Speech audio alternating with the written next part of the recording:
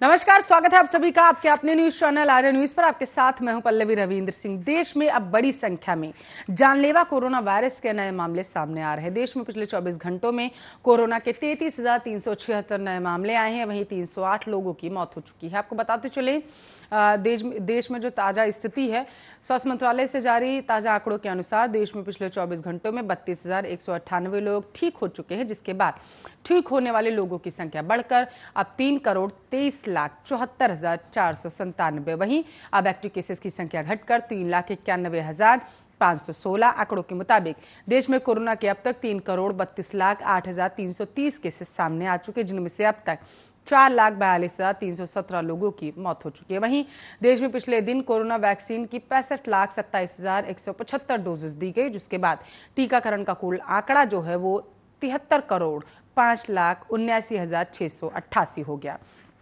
आपको बताते चले आईसीएमआर ने बताया है कि भारत में कल कोरोना वायरस के लिए 15,92,135 सैंपल टेस्ट किए गए, जिसके बाद कल तक कुल 54,01,96,989 सैंपल टेस्ट किए जा चुके। बताते चले कि देश के सभी राज्यों की तुलना में दक्षिण राज्य केरल में कोरोना के सबसे ज्यादा मामले दर्ज किए गए। आपको बताते चले केरल में पिछले 24 घंटों में कोरोना के वायरस के 25,010 मामले सामने आए हैं। वहीं 177 लोगों की मौत हो चुकी है।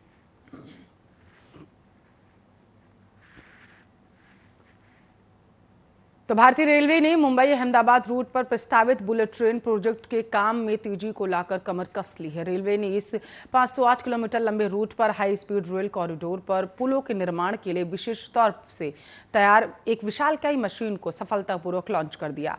Mumbai Ahmedabad high speed rail project के तहत ये विशालकाय मशीन रेल कॉरिडोर पर तेजी से पुलों के निर्माण में काम आएगी।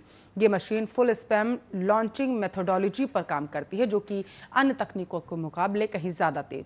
यही वजह है कि इस तकनीक का इस्तेमाल आजकल दुनिया भर में किया जा रहा है। इसकी मदद से डबल ट्रैक पर पुलों के निर्माण के लिए गर्डरों को पूरा कर एक बार में तैयार किया जाएगा, जिसके बाद जिसको लॉन्च करने में काम तेजी से आएगा। इसके साथ ही हाई भारत आपको बताते चले अभी इटली, नॉर्वे, कोरिया और चीन जैसे उन चुनिंदा देशों में शामिल हो चुका है जो इस तरह की मशीनों का डिजाइन और मैन्युफैक्चर करता है। Mumbai Ahmedabad bullet train corridor पर कुल लागत 1.08 लाख करोड़ है की गई है, जिसके लिए जापान इंटरनेशनल कोऑपरेशन एजेंसी द्वारा फंडिंग की जा रही है। साथ ही high Mumbai Ahmedabad high speed rail project के जरिए इस क्षेत्र में लगभग 90,000 लोगों को रोजगार मिलने की संभावना है, जिसमें तकनीकी तौर पर दक्ष, स्किल्ड और अनस्किल्ड 51,000 लोगों को रोजगार मिलेगा।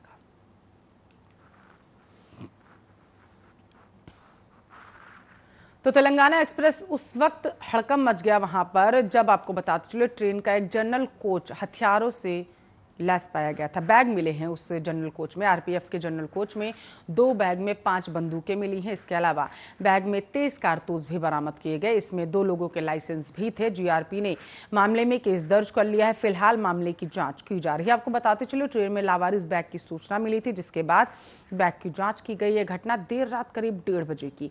तेलंगाना एक्सप्रेस जम्मू की ओर जा रही थी। लावारिस बैग की जांच करने पर उसमें से हथियार बरामद हुए। लावारिस बैग को सतर्कतापूर्वक प्लेटफॉर्म पर उतार दिया गया। चेक करने पर बैग में 5 SBBL गन और 23 कारतूस मिले। इसके अलावा सिक्योरिटी कंपनी के कार्ड तथा मोहम्मद रफीक व वाजिद नाम के 2 शस्त्र लाइसेंस और मोबाइल भी बरामद हुए। बड़ी संख्या में हथियार मिलने से हड़कंप मच गया। जीआरपी के एसपी मोहम्मद इमरान ने बताया है कि आरपीएफ की तरफ से जीआरपी को सूचना दी गई थी। मोहम्मद रफीक व माजिद व अन्य अज्ञात के खिलाफ केस दर्ज कर लिया गया। मामले की जांच की जा रही है।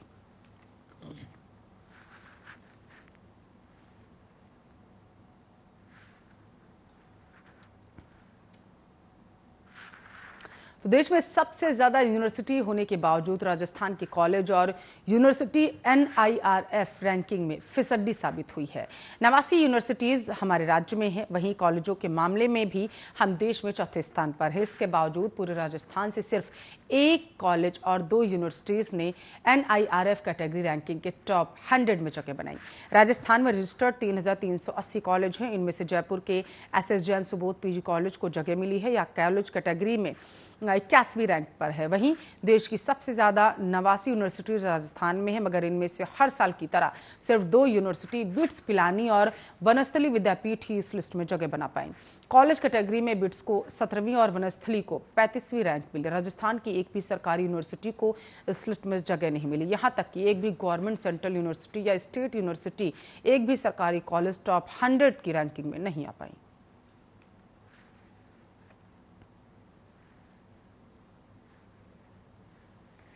देश की आर्थिक राजधानी मुंबई से एक दिल दहला देने वाला मामला सामने आया है। आपको बताते चलिए, यहाँ साकीनाका इलाके में 30 साल की युवती के साथ निर्भया जैसी दरिंदगी की गई। युवती के साथ रेप के बाद बर्बरता बरती गई, जिसके बाद से उसकी हालत बेहद अस्पताल में नाजुक बनी हुई है। इस मामले में अब तक एक आरोपी की गिरफ्तारी हुई है। पुलिस का कहना है कि पीड़िता के होश में आने के बाद ही उसका बयान लिया जाएगा। बताया जा रहा है कि साकीनाका में एक टेम्पो के अंदर एक युवती के साथ पहले रेप किया गया और फिर उस पर हमला किया गया। यह घटना 2012 के निर्भया कांड की याद दिलाता है। पुलिस के एक अधिकारी ने बताया है कि घटना के कुछ ही घंटों के भीतर 45 साल के आरोपी मोहन चौहान को गिरफ्तार कर लिया गया था। अधिकारी ने बताया कि शुक्रवार तड़के पुलिस नियंत्रण कक्ष को फोन आया कि खैरानी रोड पर एक व्यक्ति एक महिला की पिटाई कर रहा है। अधिकारी ने बताया कि महिला का पता लगाने के लिए पुलिस टीम मौके पर पहुंची। खून से लथपथ महिला को नगर निगम संचालित राजावाड़ी अस्पताल ले जाया गया। प्रारंभिक जांच के अनुसार उसके साथ बलात्कार किया गया था और उसके निजी अंगों में लोहे की छड़ से हमला किया गया था। डॉक्टर के मुताबिक महिला की हालत बेहद नाजुक।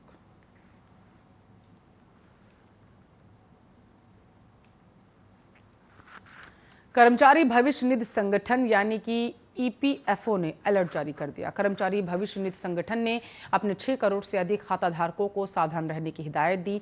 ईपीएफओ ने अपने खाताधारकों को उनके खाते से जुड़ी जानकारी को लेकर सावधानियां बरतने की सलाह दी। अगर खाताधारक सतर्क और सावधान नहीं होते हैं तो उन्हें इसका बड़ा नुकसान उठाना पड़ सकता है। इन सब बातों और अपने खाताधारकों के अकाउंट को सुरक्षित रखने के लिए ईपीएफओ ने अलर्ट जारी किया।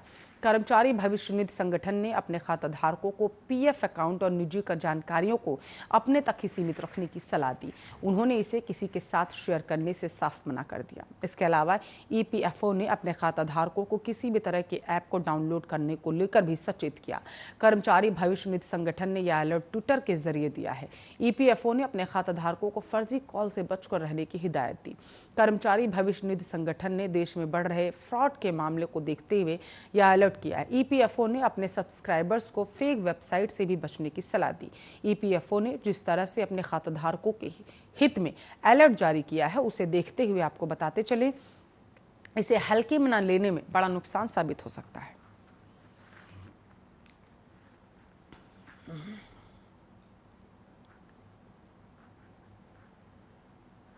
तो कांग्रेस की यूपी प्रभारी और राष्ट्रीय महासचिव प्रियंका गांधी वाड्रा 3 दिनों के यूपी दौरे पर हैं। प्रियंका गांधी ने शुक्रवार को कांग्रेस कार्यालय पर पहले एडवाइजरी कमेटी और वर्किंग कमेटी के साथ बैठक की। इसके बाद आपको बताते चले, इलेक्शन कमेटी के साथ उन्होंने मीटिंग की। बैठक में यह तय हुआ कि कांग्रेस पूरे प्रदेश में कांग्रेस प्रतिज्ञा यात्रा निकालेगी। वहीं अब इसे लेकर यूपी सरकार के मंत्री कांग्रेस पर निशाना साध रहे हैं। प्रदेश सरकार में कैबिनेट मंत्री जयप्रताप सिंह का साफ तौर पर कहना है कि कांग्रेस अपने नेता को तब लेकर आ रही है जब चुनाव में 3-4 महीने का ही वक्त रह गया। उनका साफ तौर पर कहना है कि कांग्रेस में कोई जान फूंकने वाला नहीं बचा। ज्यादातर लोग कांग्रेस छोड़कर अन्य पार्टियों में चले गए। लेट लतीफ आने के बाद अगर प्रियंका गांधी अपने बचे हुए लोगों को संभाल रही हैं तो यह अच्छी बात है। वो अपनी तैयारी करें और अपना संगठन बनाएं।